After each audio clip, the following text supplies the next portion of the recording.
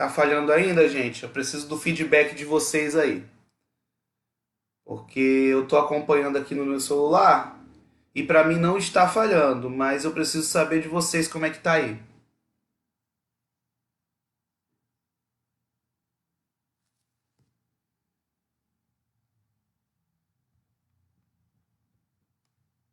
Amém? Glória a Deus, Marquinhos. Seja bem-vindo de volta aí. Tá falhando, gente? Tá picotando? Como é que tá? Tá tranquilo? Preciso de saber de vocês. Amém. Glória a Deus. Então vamos lá, irmãos. Então, como estava falhando no momento da leitura, vamos ler, vamos ler novamente, então, Eclesiastes, capítulo de número 9, do 1 ao 10. Vamos ler então versículo a versículo, porque como eu já fiz a leitura inteira, agora nós vamos estar falando de versículo a versículo. Eu conto com a participação de vocês nos comentários. Assim que eu puder, eu vou lendo. Relembrando mais uma vez de vocês enviarem as fotos. Vou pedir a Camila para mandar de novo o número aí no comentário, porque como a gente trocou o vídeo, provavelmente apagou o número, o pessoal não vai ter acesso. Você que está aí vendo com a sua família, tire uma foto aí com o celular, com a televisão, e envie para nossa irmã Camila, que depois ela vai estar disponibilizando lá no Instagram da igreja o número de todos vocês. Vamos lá, irmãos. O versículo 1 desse texto, Eclesiastes capítulo 9, versículo 1, o sábio Salomão ele diz o seguinte: deveras resolvi todas essas coisas no meu coração, para claramente entender tudo isto, que os justos e os sábios e as suas obras estão nas mãos de Deus, e também que o homem não conhece nem o amor nem o ódio. Tudo passa perante a sua face. Então, irmãos, nós vamos fazer aqui o nosso primeiro destaque, que tem que ser entendido por todos nós e que tem que ser, assim como Salomão, ele resolveu no seu coração entender isso, que nós também possamos entender isso no nosso coração. Todas as obras dos justos e dos sábios estão nas mãos de Deus. Tudo o que a gente quer fazer, tudo o que a gente faz, tudo o que a gente deseja fazer, não estão nas nossas mãos, estão nas mãos de Deus. Ele tem todo o controle do nosso presente e do nosso porvir.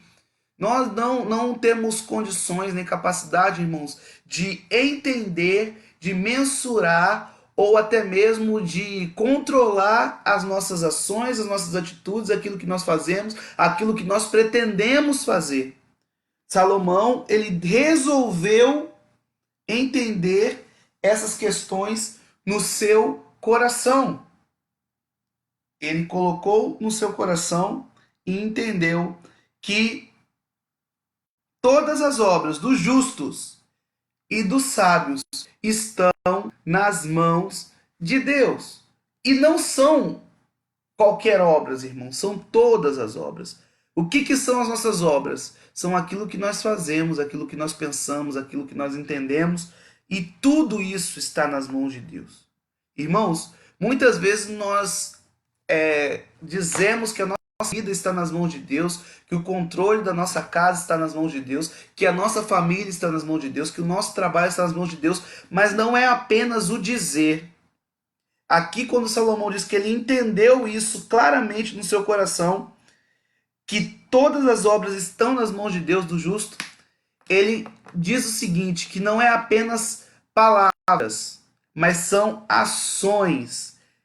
Ações que que nos levam a entender que nossa vida está nas mãos de Deus.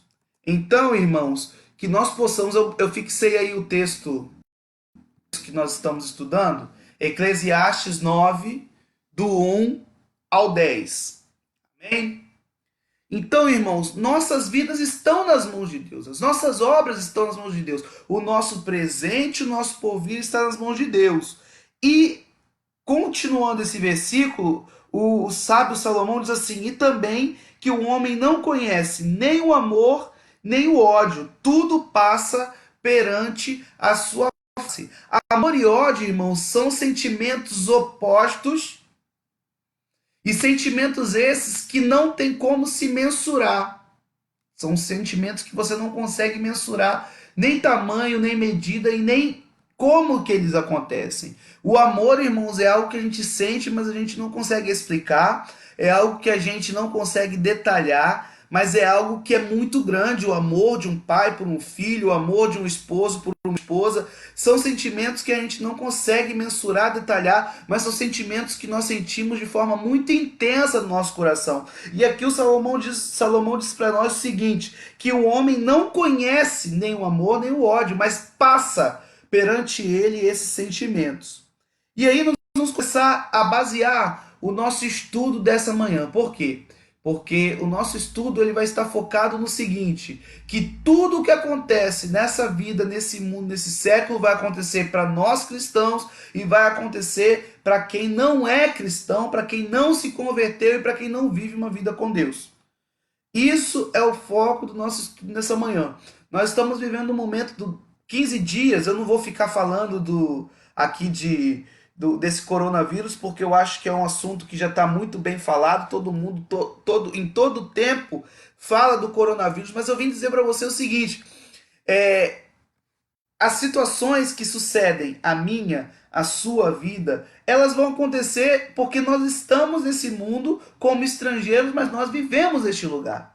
E no versículo 2 de Eclesiastes 9, diz o seguinte: tudo sucede igualmente a todos. Tudo sucede igualmente a todos. O mesmo sucede ao justo e ao ímpio. Assim, ao que sacrifica, como ao que não sacrifica. Assim ao bom, como ao pecador. Ao que jura, como ao que teme o juramento. Então, irmãos, quando a palavra de Deus nos fala, através do rei Salomão, que tudo acontece de igual forma para todos, já nos coloca a seguinte questão. Nós não estamos imunes às situações do dia a dia. Nós não estamos imunes à fome, nós não estamos imunes ao desemprego, nós não estamos imunes à dor, nós não estamos imunes à guerra, nós não estamos imunes à perseguição, nós não estamos imunes à falta de abastecimento de água. Uma coisa simples, quando falta água, não falta só para quem não é cristão, falta para todos. Irmãos, se nós formos olhar as situações que aconteceram na Bíblia, tudo o que aconteceu para o injusto aconteceu também para o justo, mas há uma diferença. A diferença, irmãos, é que quando nós temos Jesus no nosso barco, nós passamos pela tempestade, nós passamos pela prova, nós passamos pelas situações, mas nós passamos crendo que Deus há de fazer algo por nós. Com Jesus no barco, a tempestade é diferente. A tempestade, ela se torna algo diferente na vida daquele que tem Jesus no barco.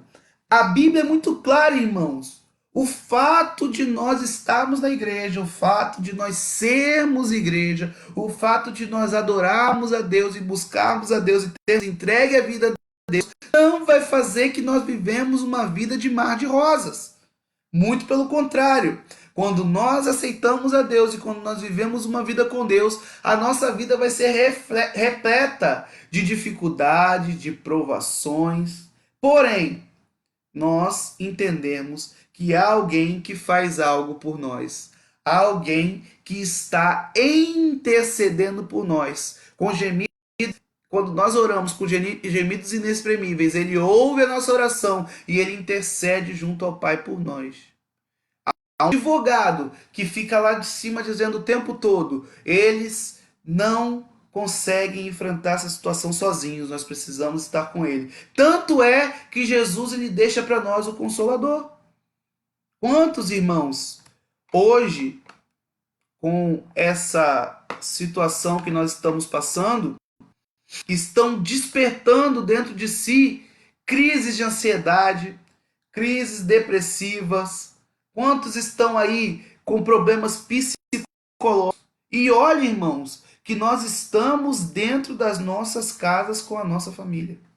E eu vou chegar isso um pouquinho mais à frente. Quando a gente chegar lá no versículo 7, 9, 7 ao 10, eu vou falar um pouquinho sobre isso.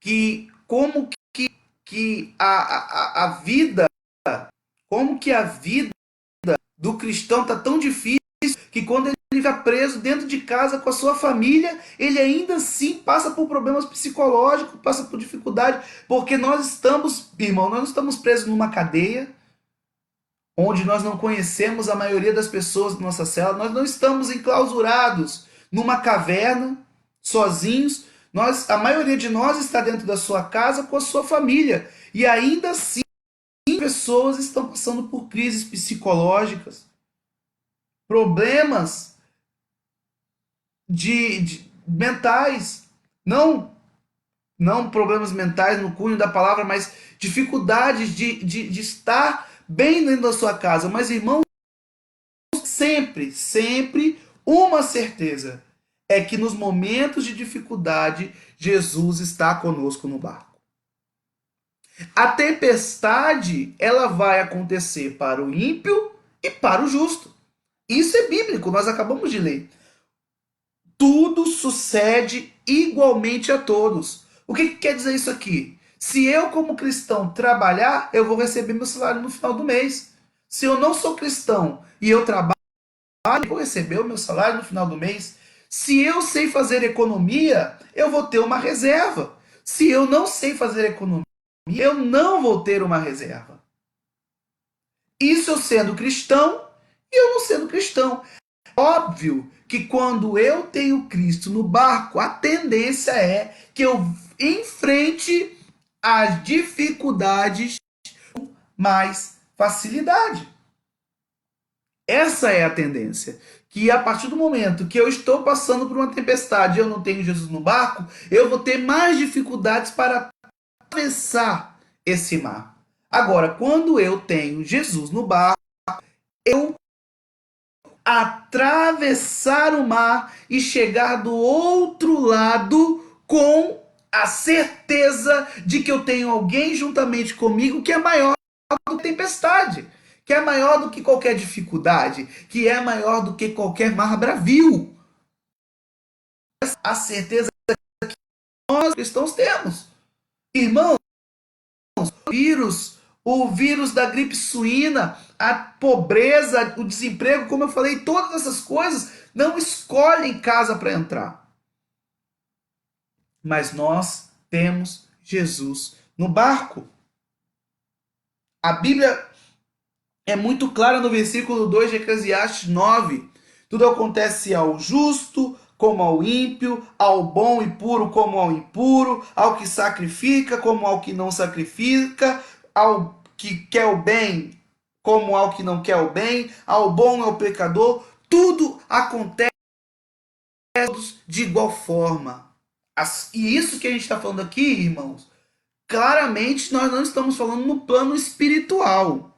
Isso é bom deixar bem claro para os irmãos. Isso que nós estamos falando, que a Bíblia está mencionando aqui, é no plano. Nós vivemos no mundo, nós habitamos o mundo. Nós temos os nossos trabalhos, nossas casas, nossas famílias. Nós estamos aqui. Nós não somos daqui, mas nós estamos aqui. E é bom ficar bem claro que nós estamos sujeitos a todas as situações que estão aqui. Eu já vi algumas pessoas dizer: eu não aceito um crente ficar doente. O crente pode ficar doente, ué, irmãos.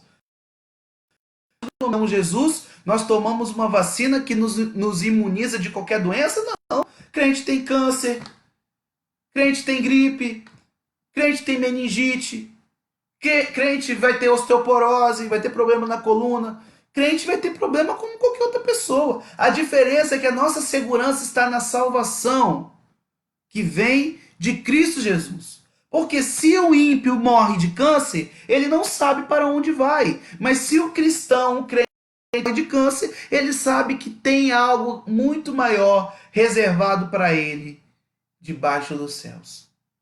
Tem algo muito maior. Nós, irmãos, ficar aqui vivendo uma vida de aparência, nós sabemos que nesse mundo teremos aflições. Cristo disse isso para nós. Neste mundo tereis aflições, mas tende bom ânimo, porque eu venci o mundo. Quem venceu o mundo?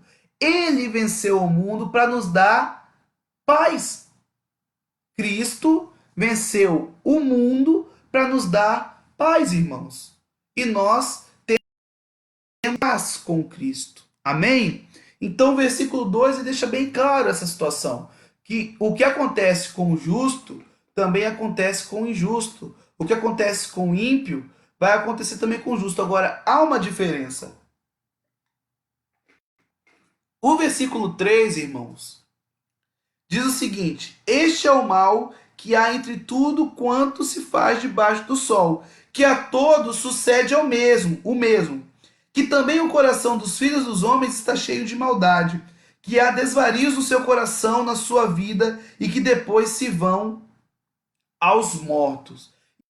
E fica bem claro isso aqui, irmãos, que quando fala no versículo 3 que se vão aos mortos, e no versículo 4 ele fala, ora, para o que acompanha com todos os vivos, há esperança, porque melhor é o cão vivo do que o leão morto. Aqui nós estamos fazendo uma analogia que vida e morte.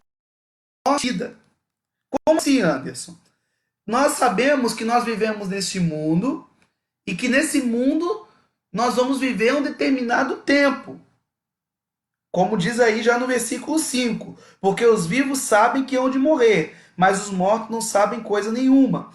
Então, quando fala dessa morte aqui, que se vão aos mortos, é em relação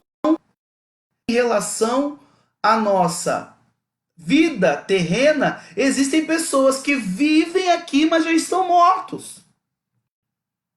Por isso que a Bíblia é muito clara quando fala do que a nossa vida representa. Aqueles que têm uma vida com Deus, eles alcançam e vida em abundância, e vida eterna. Nossa vida, ela passa a ser uma vida não apenas de aparência, não apenas de uma vida relativamente, mas ela passa a ser uma vida. E quando nós não vivemos com Deus, quando nós não estamos firmados em Deus, nós estamos vivendo, porém nós estamos mortos. É isso que o texto está falando aqui. Melhor é um cão vivo do que o leão morto. Então, para o ímpio, mesmo que as coisas aconteçam, tanto para o justo, Deus é tremendo, irmãos, aleluia. Mesmo que a coisa aconteça, tanto para o justo quanto para o injusto, é muito claro que o justo, ele vai lidar com essas circunstâncias de forma diferente, porque ele tem uma vida. E essa vida é promessa de Deus. E o injusto não. O injusto ele vive e ele não sabe para onde vai. Ele não sabe para onde vai. Você que está me assistindo, você que está me assistindo nessa manhã, você sabe para onde vai a sua alma? Você tem certeza para onde vai a sua alma? Nós estamos em casa, nós estamos em quarentena, que não é bem uma quarentena, né? É um isolamento social, nós estamos prevenindo o contágio. Isso não quer dizer que nenhum de nós esteja com o vírus, ou tenha sido contagiado pelo vírus, mas nós estamos dentro de casa para prevenir, porque nós não sabemos se alguém do nosso convívio possa ter tido acesso a alguém com vírus. Mas se você pegasse esse vírus hoje e não viesse a morrer, o que você acha? Hoje você tem uma vida que te dê certeza de que você morrendo hoje, você tem algo bom te esperando, algo que te dê esperança de glória, ou, na verdade, se você viesse a morrer, você não sabe para onde irá a sua alma. Essa deve ser a certeza dos cristãos, daqueles que aceitam a Jesus e que o reconhecem como seu Senhor e Salvador, de que a sua alma tem um destino certo, e esse destino é bom.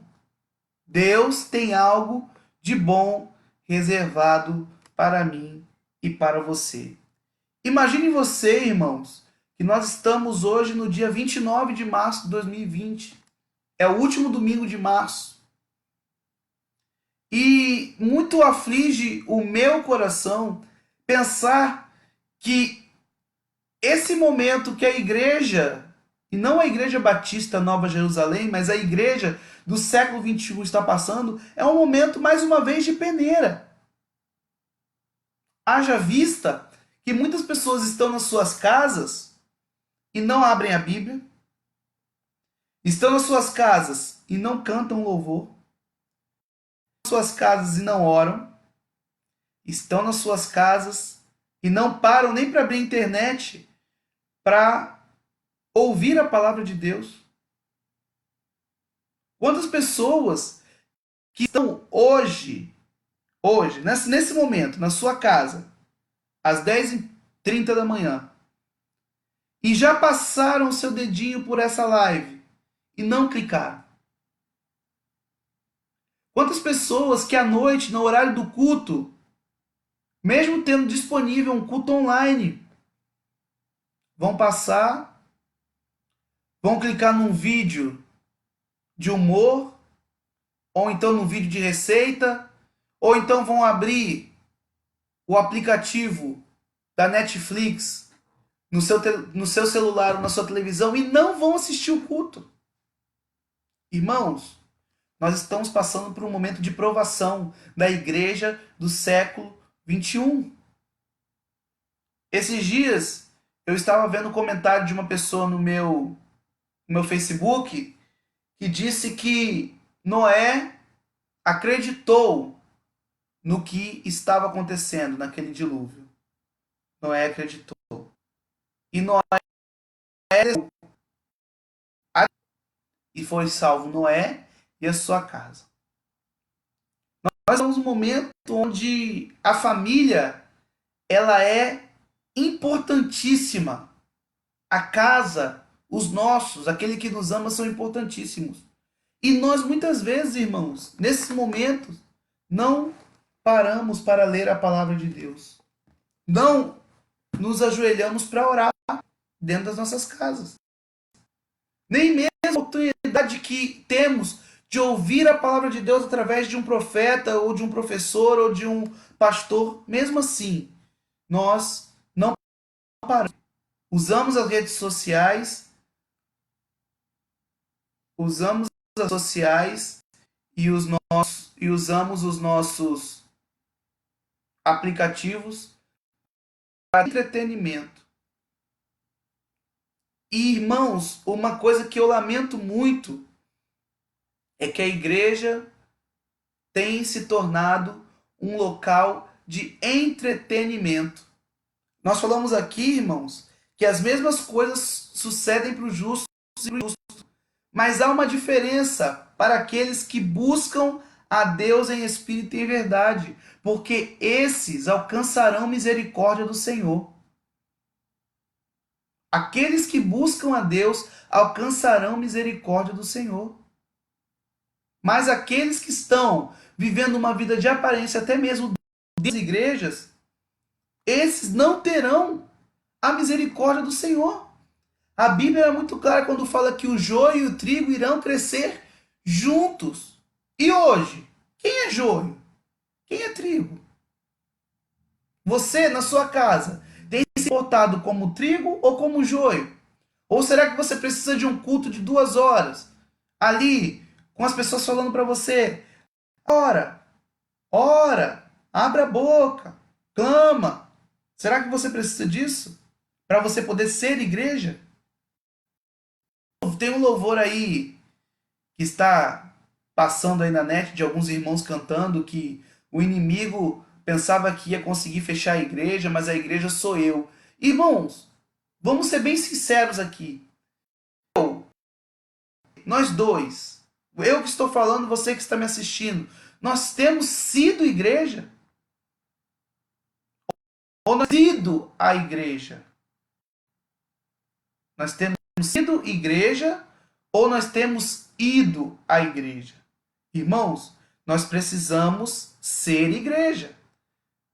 Não apenas nos deslocar da nossa casa e ir até um local para cultuarmos juntos. Isso é uma das atribuições da igreja. Estar junto, adorando a Deus. Porém, irmãos, ser igreja vai muito além do que se reunir uma vez por semana, durante 2 horas, cantar 5 ou 6 louvores e ouvir uma pregação de meia hora.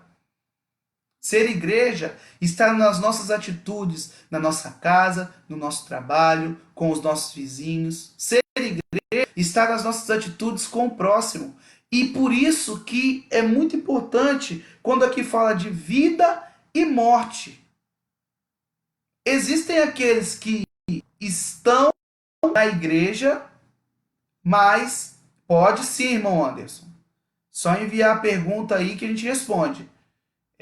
Como foi bem falado na semana passada, os comentários, as perguntas que estiverem aí, a gente lê aqui e responde. Eu não tenho como abrir para participação em vídeo, porque nós temos muitas pessoas assistindo e poderia ficar um pouco confuso.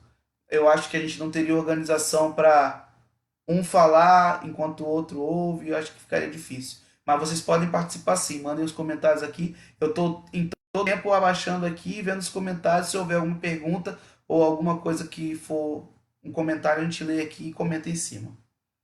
Tá bom? Então vamos continuar aqui, irmãos. É muito importante esse paralelo entre vivos e mortos. Aqueles que estão vivos, aqueles que têm vida e aqueles que estão mortos. E isso para Deus é muito importante. Você não apenas ser um peso morto dentro da igreja. Você precisa ter vida. E para ter vida é necessário que você seja ativo, se disponha a trabalhar, a ser ativo. Ser igreja, irmão, não é apenas você sair da sua casa no domingo à noite, sentar num banco e ouvir apenas palavras, louvores e depois voltar para sua casa. Ah, hoje foi bom, hoje não foi bom. Hoje o culto foi bom, hoje a palavra foi boa. Nós estamos no momento, irmãos, onde nós estamos sendo verdadeiramente provados em relação a isso. Provados. Porque hoje a igreja não é mais um local. Eu vou à igreja. Ah, hoje tem culto. Hoje vai ter palavra. Hoje eu vou. Não. É um momento onde nós precisamos demonstrar verdadeiramente que nós somos igreja. E que ser igreja é 24 horas por dia. Você tem orado pelas pessoas ao seu redor? Você tem orado pelo nosso país? Você tem orado pelos nossos governantes? Ou você tem simplesmente sentado, pego um celular ou aberto o seu computador e só reproduzindo reportagens que você não sabe nem de onde vieram? Irmãos, eu quero fazer uma advertência à igreja do Senhor nessa manhã. Não reproduza fake news.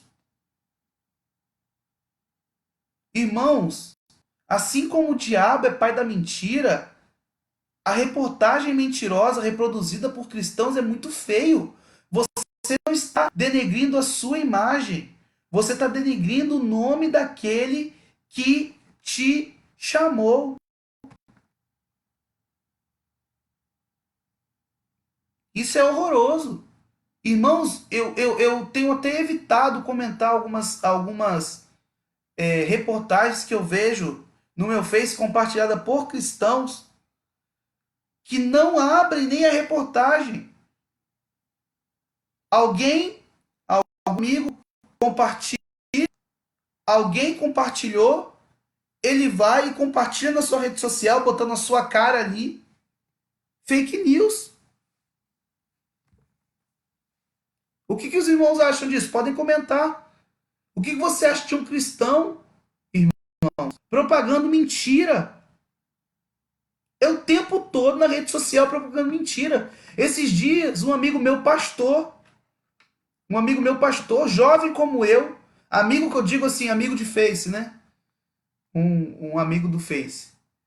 E eu falei assim, meu amigo, você não faz uma postagem a respeito de Deus, não faz uma live a respeito de Deus. É o tempo todo falando de política. Não que eu não goste de fazer uma ou outra postagem a respeito de política, mas você usar sua rede social o tempo todo para propagar, defender político, defender políticas, porque nós temos, infelizmente, no Brasil se acostumou a ter político de estimação. E a igreja do Senhor não tem esse papel de ficar defendendo político ou política pública. Nós temos sim que propagar o evangelho, irmãos, porque não há esperança de melhora. Tem um louvor que até é muito criticado aí, que diz que o melhor de Deus está por vir. O melhor de Deus só está por vir na volta de Cristo. Quando ele voltar, o melhor dele vai vir. Porque o melhor de Deus já veio.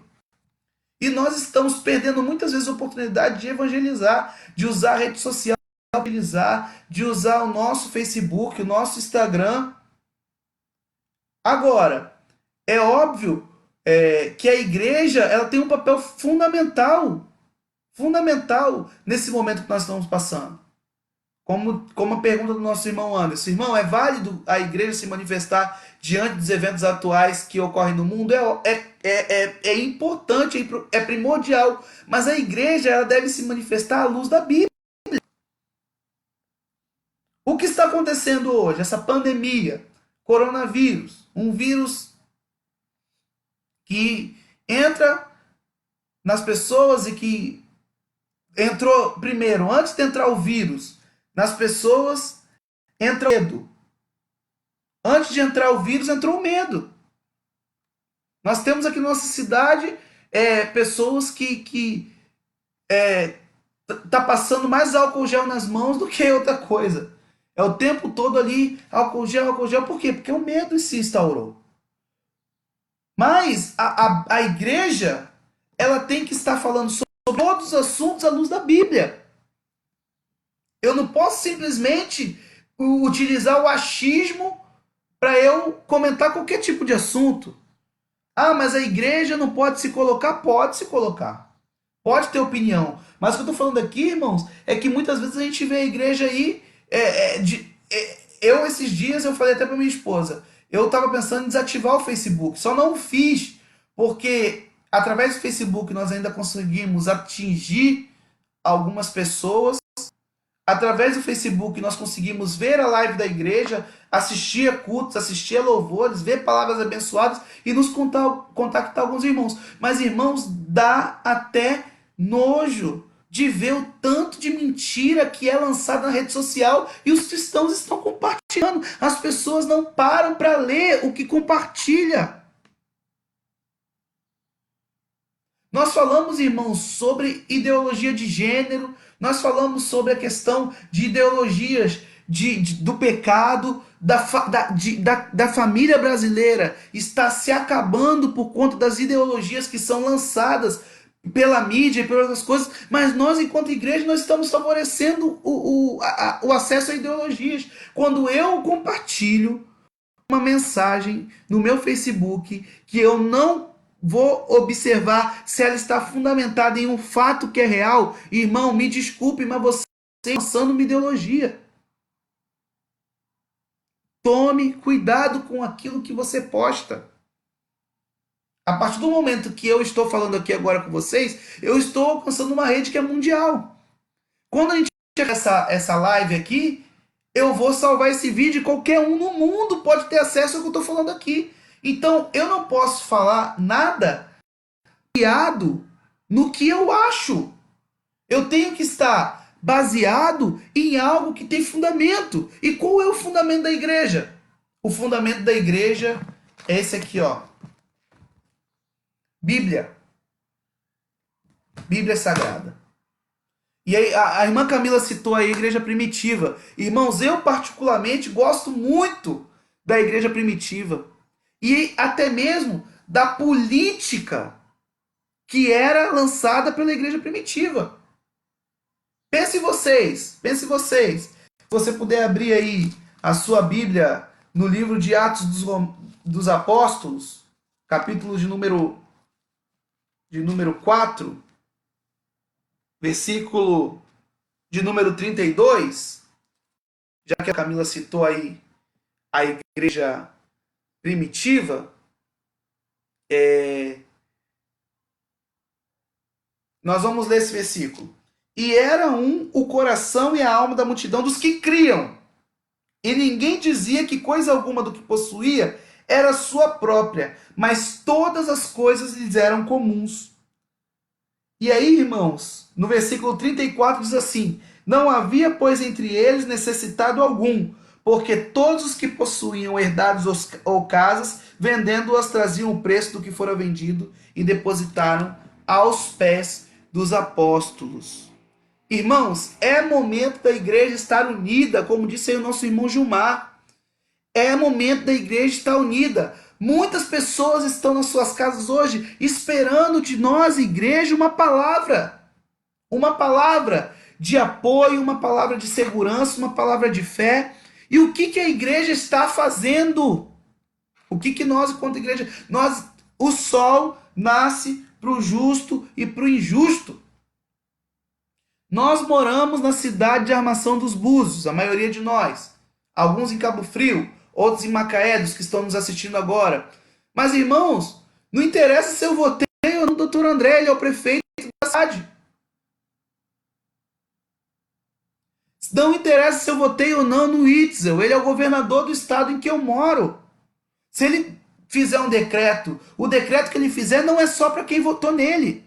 O decreto que ele fizer é para todos que moram no estado do Rio de Janeiro. Não importa se eu votei ou não votei no presidente Bolsonaro, mas o que ele fizer vai afetar a vida de todos. Então, eu como igreja, o que eu tenho que fazer? Eu tenho que estar aqui porque eu votei no Dr. André, defendendo o Dr. André ou não defendendo o Dr. André porque eu não votei. Não, eu tenho que estar orando, eu tenho que estar usando a minha rede social para estar falando de Deus, falando de Cristo e não postando coisas que não me edificam. Como disse nossa irmã Elane.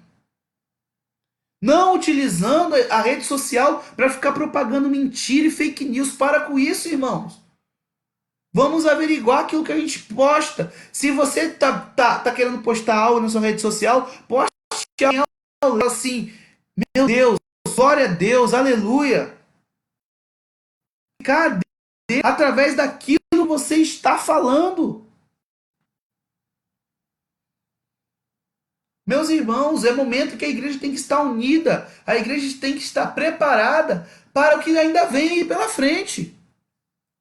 Olha, imagine vocês que até semana passada nós estávamos sentados aqui falando sobre o medo que estava tendo sobre o coronavírus. Lícia, Atos 4:32. Nós estamos falando sobre o medo em relação ao coronavírus. E agora nós temos o medo de ser infectados por um vírus e agora a maioria da população está com medo de não ter o que comer. Imagine vocês que pessoas estão pensando em sair de casa, se expor ao vírus, se expor à pandemia, porque pode chegar ao final desse mês e olhar para sua despensa e não ter o que comer. E imagine vocês que tem muitos cristãos que estão até agradecendo a Deus que não está tendo culto porque não vai ter que entregar o seu dízimo. Pessoas talvez que têm o seu salário fixo, que têm o seu fixo. E até aproveitar para falar para você, irmão, que quiser a sua compra do mês, lembre de comprar o quilo da campanha do quilo. Eu não sei a forma que vai ser feito para recolher esse quilo, se vai passar uma Kombi da igreja nas casas dos irmãos, ou se vamos colocar uma cesta ali na frente da igreja para você depositar o seu quilo, mas não deixe de ser fiel naquilo que Deus te chamou para ser fiel, não. Porque talvez você esse mês não compre o seu quilo da campanha do quilo e aquelas pessoas que recebem a cesta básica vão passar fome. Porque no momento de tranquilidade já estava difícil, imagina agora. Irmãos, a realidade nua e crua é que a igreja está passando por uma provação. E nessa provação só sairão vencedores aqueles que permanecem fiéis. O que é ser fiel? É não se abalar mediante as coisas que acontecem debaixo do sol para o justo e para o injusto. O que é algo fiel? Algo legítimo. Quando a gente vai ao cartório e a gente leva um documento para ser autenticado, o que a pessoa lá do cartório faz? Olha para o original e olha para a cópia. Olha para o original e olha para a cópia e ali ela bota um adesivo que coloca assim, autentificado. É fiel ao original. A igreja precisa ser fiel ao original. Nós somos imitadores de Cristo.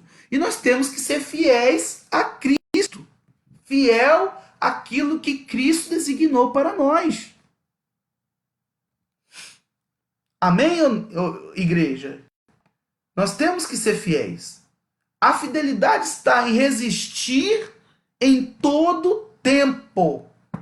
Em tempo, fora de tempo. Nós precisamos, irmãos. Nós precisamos ser fiéis. Aí imagina você que hoje a igreja se comporta da seguinte forma. Deus me abençoou. Não me importa se o meu irmão não está sendo abençoado. Não me importa se o meu vizinho está passando fome. Porque se ele é ateu, se ele é macumbeiro, se ele é testemunha de Jeová, ele que vai lá na igreja dele para poder receber. Irmãos, não é esse o pensamento que Cristo quer que a sua igreja tenha. Cristo quer que a sua igreja tenha o seguinte pensamento. Eu tenho que abençoar o meu próximo. Imagina você hoje, que é pai de família ou pai de família. Se você olhasse para sua e tivesse apenas mais 1 quilo de arroz, ou 1 quilo de feijão, e o mês dando. E muitos de nós não temos o salário no final do mês. Certo. Eu tenho. Talvez você que está me ouvindo tenha o seu salário no final do mês. E aí? Como que você vai proceder? Irmãos, o nosso proceder tem que estar alinhado com aquilo que Deus faria no nosso lugar. O que Deus fez? Pegou do menino ali, Jesus, né? O que Jesus fez? Pegou do menino 5 pães, 2 peixinhos, multiplicou e todos comeram. O que eu e você vamos fazer? Vamos pegar a nossa despensa, encher a nossa despensa. Vamos no mercado, vamos esvaziar a prateleira, trazer para nossa casa, garantir a segurança da nossa família. Mas e os outros? E o meu próximo? Irmãos, no versículo 7 de Eclesiastes 9, diz o seguinte: Vai, pois, come com alegria o teu pão e bebe com bom coração o teu vinho, pois já Deus se agrada das tuas obras. E aí eu quero parar aqui no versículo 8, para a gente falar um pouquinho dele e depois a gente vai caminhar para o encerramento. Em todo tempo sejam alvas as tuas vestes, e nunca falte o óleo sobre a tua cabeça. 2 pontos. 2 pontos. Primeiro ponto. Em todo tempo sejam alvas as tuas vestes. Irmãos, o que é ter as vestes alvas? É buscar a santidade, a santificação em todo tempo. E isso vai além de denominação. E isso vai além de rótulo de igreja. Isso é uma questão individual. Não é o teu pastor que vai fazer você ficar com as vestes alvas. Não é a tua igreja que vai fazer você ficar com as suas vestes alvas. É a sua postura enquanto ser humano diante de Deus. A igreja do século XXI precisa entender que nós não somos apenas um corpo coletivo. Nós temos a nossa individualidade e ninguém salva a ninguém. A salvação, ela é individual. E é por isso que aqui fala claramente: em todo tempo sejam alvas as tuas vestes, em todo tempo se ache em ti atitudes dignas de salvação. Que ao se portar diante das dificuldades, diante dos problemas, diante da tempestade, que nós possamos nos manter santos. O que é a santidade? É a separação para Deus. Santidade não é eu ficar apontando para o meu irmão, julgando o meu irmão, dizendo que eu sou santificado, que eu sou santo, que meu irmão não vale nada. Isso aí não é ser santo. E isso aí, irmãos, foi muito amplificado na década de 90, onde os cristãos achavam que era o suprassumo da terra. E vou dizer para vocês, irmãos, isso afasta muitas pessoas que estão no mundo das igrejas. Porque se propaga, e nós, muitas vezes, cristãos, produzimos esse discurso que a igreja é o lugar onde habitam aqueles que são perfeitos, aqueles que não pecam, aqueles que não erram. E nós apontamos o dedo da sociedade o tempo todo julgando as pessoas pelos seus pecados. Mas a Bíblia fala que todos pecaram. E outra coisa, o livro de João diz que todos pecam. E aquele que diz que não peca está mentindo. E a igreja continua utilizando desse artifício de ficar julgando a sociedade.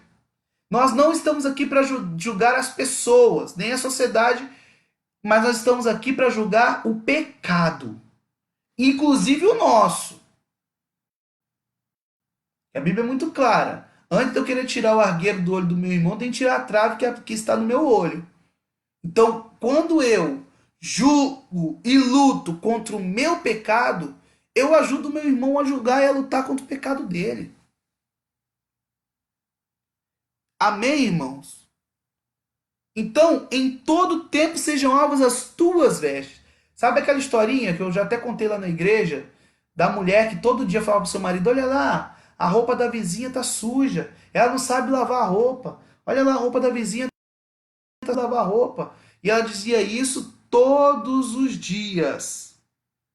Até que um dia ela olhou para a roupa da vizinha: olha lá, a nossa vizinha aprendeu a lavar roupa, tá tudo branquinho hoje. Aí o marido vira para ela e fala assim: não, meu amor, eu é que lavei o vidro da nossa casa.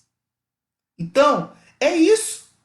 A igreja precisa entender que ela está na igreja, ela é a igreja e ela busca todos os dias a mudança, a transformação. Ela busca o perdão das suas práticas pecaminosas.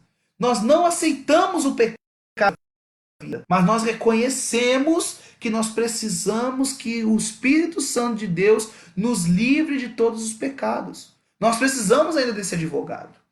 Porque também não é porque eu sou pecador que eu tenho que aceitar o pecado na minha vida.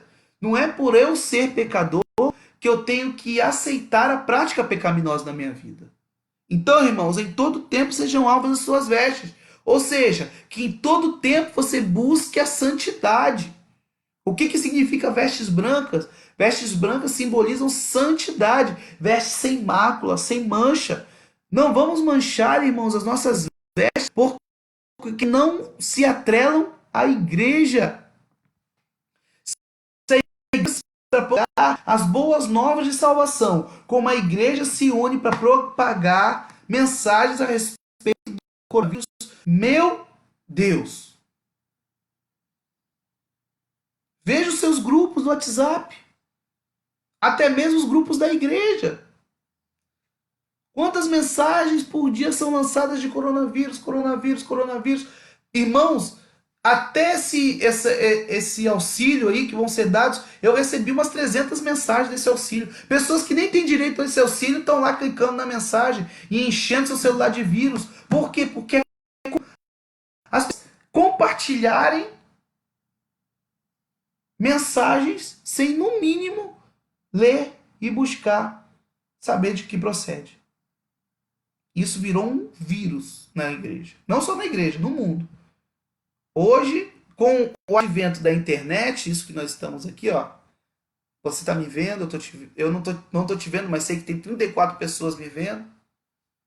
34 famílias, claro que pode ser que dessas 34, algumas estão vendo em família. Mas imagina isso há 20, 30 anos atrás. Para você poder ter acesso a uma gravação de um estudo, era necessário a pessoa que ia dar o estudo estar no estúdio, fazer a gravação, fazer a reprodução em fita de vídeo, e essa reprodução ser encaminhada de casa em casa para cada um ver, ou ser reproduzido num DVD para vender. Quando, irmãos, que eu estaria falando da minha casa, num cômodo da minha casa, aqui no quarto do meu filho, e você na sala da sua casa, na cozinha da sua casa, estaria me ouvindo em tempo real. Praticamente em tempo real. Imagina vocês quantas besteiras são lançadas na internet todos os dias por pessoas que só para lançar pânico, medo. Imagine vocês. Quantas coisas são passadas. Eu preguei há um tempo atrás, eu não sei se o nosso diácono Marquinhos se lembra, e os irmãos que estão aí ouvindo se lembram na igreja, sobre a personalidade fake das pessoas. Você abre o Instagram e você vê pessoas felizes, sorrindo, né? Você vê a imagem ali e você fala assim, eu queria ter a vida dessa pessoa. Você vê pessoas, dificilmente você vai abrir o Instagram ou você vai abrir o Facebook e vai ver a imagem de pessoas como elas realmente estão. Tem pessoas que estão vivendo calamidades na sua casa, na sua família, mas elas postam na rede social aquilo que... Então nós, cristãos, temos que utilizar a rede social de forma sábia, com sabedoria. Eu não posso estar propagando medo. Utilize a rede social para falar do amor de Deus. Em todo tempo sejam alvas as suas vestes. As suas vestes. E aí, irmãos, a segunda parte do versículo diz o seguinte: e nunca falte o óleo sobre a tua cabeça. Vamos entrar em outra coisa complicada. Em tempos de coronavírus, então, muito mais. Irmãos, o óleo simboliza a unção.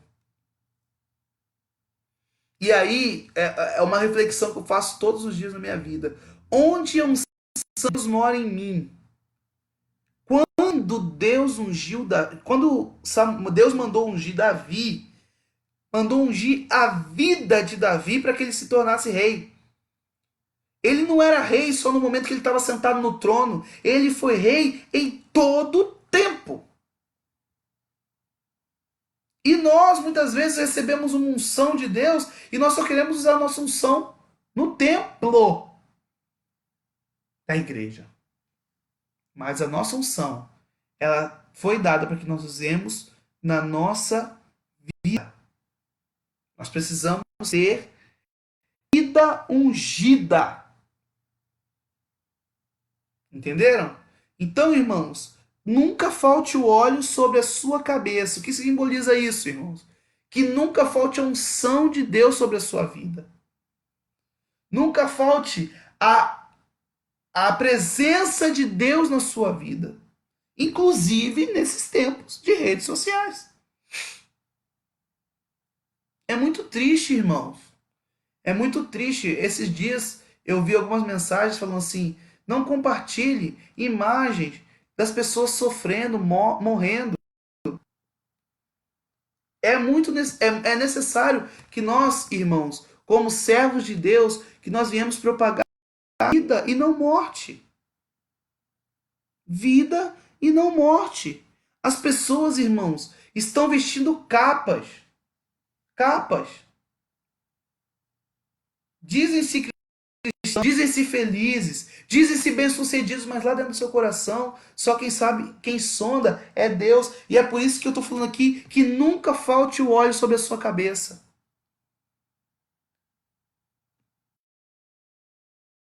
Nunca falte o óleo sobre a sua casa, sobre a sua família.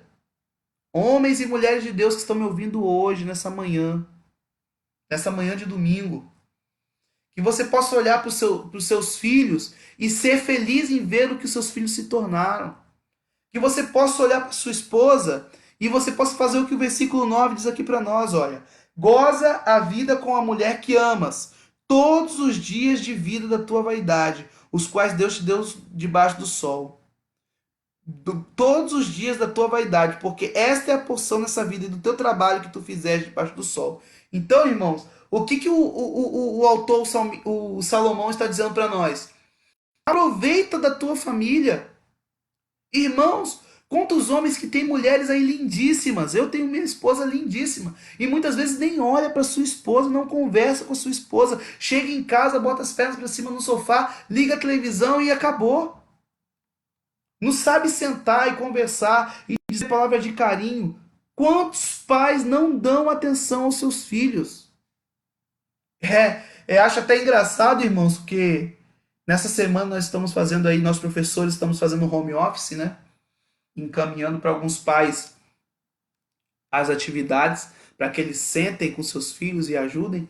E a maioria das mensagens que eu recebo no particular é assim: eu não sei como o professor aguenta ficar com 30 crianças dentro de uma sala de aula. Se eu com meu filho aqui, eu estou explicando, eu já perco a paciência. Irmãos, muito do que os filhos refletem nas escolas é a falta de carinho e de afeto dos pais. E eu vou dizer para você, pai, carinho e afeto não é apenas dizer sim. É o que o nosso filho pede. Infelizmente, nossa sociedade está corrompida porque muitos pais não souberam dizer não para os seus filhos. Não vou dar, não vou fazer. Muitos pais se criou no final do século XX, começou o advento de uma frase, no início da década de 90, no final do século XX, que era o seguinte: eu quero dar para o meu filho aquilo que eu não tive. Essa frase é uma frase muito, principalmente por aqueles que têm uma boa condição financeira. Eu quero dar para o meu filho aquilo que eu não tive. Aí dá para o filho dá para o filho um carro, dá para o filho as melhores roupas, dá para o filho uma mesada pomposa, né? Dá para o filho viagens, dá para o filho o melhor celular, dá para o filho o melhor computador, dá para o filho acesso à internet. Você está dando para o seu filho tudo aquilo que você não teve. Mas aquilo que você teve, você não está dando. Ensinar ele a ser honesto, ensinar ele a servir ao Senhor, ensinar o seu filho a conquistar com o suor da sua cabeça aquilo que ele precisa ter, ensinar o seu filho a valorizar as coisas que ele tem. O que ele tem é muito fácil. Tudo está aqui, ó, facinho na minha mão. Como que eu vou valorizar? A gente só valoriza quando sai suor da nossa cabeça. Não é? Então, irmãos, não dá. Se a gente não tiver a noção do que verdadeiramente é o que a gente tem que dar para nossa família, do que a gente tem que fazer para nossa esposa, para os nossos filhos, irmãos, dificilmente nós vamos conseguir alcançar essa misericórdia de Deus. Último ponto aí para a gente encerrar a nossa aula de hoje, que já está chegando ao fim. Tudo quanto te vier à mão para fazer, faze-o conforme as tuas forças. Nosso pastor gosta muito desse texto. O pastor João gosta muito de ler esse texto, inclusive nas assembleias no final do ano, né? Quando nós oferecemos alguns cargos, e a maioria das igrejas faz o sinalzinho de não, né? Das pessoas da igreja, né? Não a maioria das igrejas, mas as pessoas da igreja fazem o sinalzinho de não quero. Tá aí o versículo 10. Tudo quanto te vier à mão para fazer, faze-o conforme as tuas forças. É tudo. Não é aquilo só que te convém, né? Ah, eu não estou com pegar cargo na igreja, não. Não importa se a classe da escola dominical não vai funcionar, ou se o departamento não vai ter trabalho, ou se não vai ter ninguém na mesa de som, ou se não vai ter ninguém. Não importa. Importa se eu posso ou se eu não posso. O que importa é se eu tenho condições de pegar aquele cargo ou não. Mas a Bíblia fala diferente. É a Bíblia que está falando, não sou eu e nem o pastor João, né? Está aí nos assistindo, junto com a nossa pastora Maria Helena. Não somos nós que estamos dizendo que você tem que fazer tudo. É a Bíblia. Tudo quanto te vier a mão para fazer, faz-o conforme as tuas forças.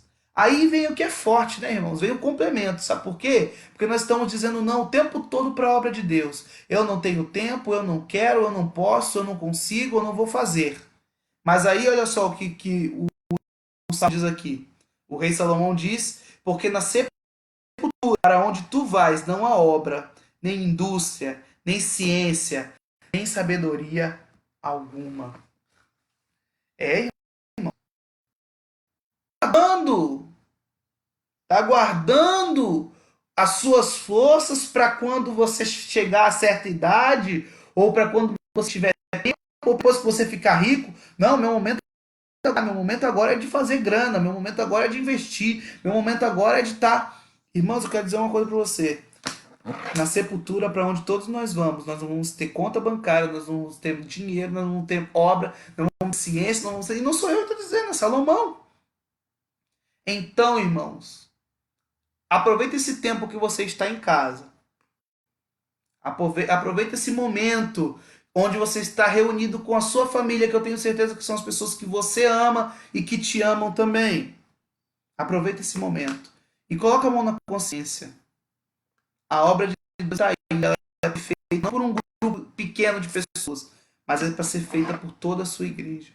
Deus te chamou não para ficar aí parado, prostrado, para ficar aí vendo as coisas passarem. Se você não tem tempo para fazer a obra de Deus, ore a Deus e peça para Deus um trabalho que te possibilite fazer a obra dele, porque a obra dele precisa de trabalhadores e de trabalhadores que estão dispostos a fazer a sua vontade. Nós vamos encerrar nossa aula nessa manhã. Confesso para os irmãos que estou orando muito para Deus, pedindo muito a Deus que a gente não precise ficar fazendo essa aula online por mais muito tempo. Eu temo por aqueles que são neófitos, temo por aqueles que estão começando na fé agora e nós temos que orar por eles, irmãos. Se você puder, tire um tempinho hoje à tarde, ligue para alguém da sua igreja, ligue para alguém e converse um pouquinho com ele sobre Deus, orem juntos no telefone. Hoje dá para fazer até chamada de vídeo pelo WhatsApp. Entra lá no WhatsApp, faz mais irmão. E ore um pouquinho, louve um louvor com ele. Leia um texto da Bíblia com ele. Porque, irmãos, os tempos são difíceis, mas eu espero que nas próximas semanas aí nós já possamos estar juntos novamente, reunidos no templo. Não sei se será possível. As cidades aqui em volta, muitas já estão prometendo. Rio das Ostras dias. Casimiro já prorrogou, Bus, o prefeito disse que vai prorrogar, então provavelmente nos próximos 15 dias nós ainda teremos que fazer os nossos cultos e nossa escola bíblica online. Mas que você não perca essa fé. E que hoje à noite, às 19h30, você entre de novo no seu Facebook, o culto da sua igreja, que você possa ser aí onde você está, feche seus olhos, curve a sua cabeça e vamos orar. Amém? Senhor, nosso Deus e nosso Pai, nós te agradecemos, Jesus, pela oportunidade que tu nos tem dado, de mesmo em tempos difíceis, em tempos de crise, o Senhor tem sido fiel a nós. Muito obrigado por esse estudo nessa manhã, Pai querido, porque o Senhor falou no meu coração e eu tenho certeza que falou no coração dos teus filhos, e dos teus servos. Continue, Senhor, abençoando a tua igreja. Continue, Senhor, abençoando os nossos pastores. Vai de encontro a cada um deles, Pai querido. Nosso pastor João Batista, nosso pastor Arilson, nosso pastor Isaías, nosso pastor Rodolfo, nosso pastor Moisés, o pastor Eliezer da congregação de Sem Braços, nosso pastor Gilberto de Maria Joaquina, os pastores da nossa Costa Verde, Gildo e Valdeci, o nosso pastor Mário, Senhor, ao nosso pastor Mário ali da congregação de Monte Verde, Senhor, nesse momento, Senhor, alívio ao coração, nós sabemos que ele perdeu a sua mãezinha esses dias e que o Senhor possa estar indo diante dele ali, Senhor, enviando o Consolador, a nossa pastora Pamela lá no Sana, Senhor, e todos os seus ajudadores, todos os nossos pastores espalhados pelo campo, Pai querido, eu entrego em tuas mãos, Pai querido, pastor Benilton, ali na congregação do Senhor de Jardim Peró. Deus, entrego todos em tuas mãos, Pai querido. Entrego também a vida de todas as famílias dos que estão assistindo agora, Pai querido.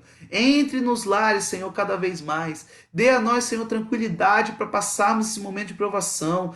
Não deixe, Senhor, que o inimigo utilize desse tempo de prova para invadir a vida dos teus filhos, Pai querido. Mas que todos nós possamos, Senhor, ver o teu Espírito Santo em nossas vidas. Continue conosco, Senhor, enviando o teu Espírito Consolador. Deus, nós te agradecemos neste momento, em nome de Jesus. Eu agradeço a todos que acompanharam, eu agradeço a todos que disponibilizaram o seu. E que no próximo domingo vocês continuem. Hoje à noite nós teremos o nosso culto de louvor e adoração, às 19h30. E como vocês podem ver aí, o nosso irmão Diácono Marquinho já está anunciando que quarta-feira a palavra será ministrada pelo nosso pastor Humberto Siqueira. Muito obrigado, irmãos. Fiquem com Deus. Compartilhem essa live. Ela vai ficar salva aí para quem quiser. E tenho certeza que Deus vai continuar nos abençoando. Deus abençoe a sua casa. Deus abençoe a sua família. Que Deus esteja em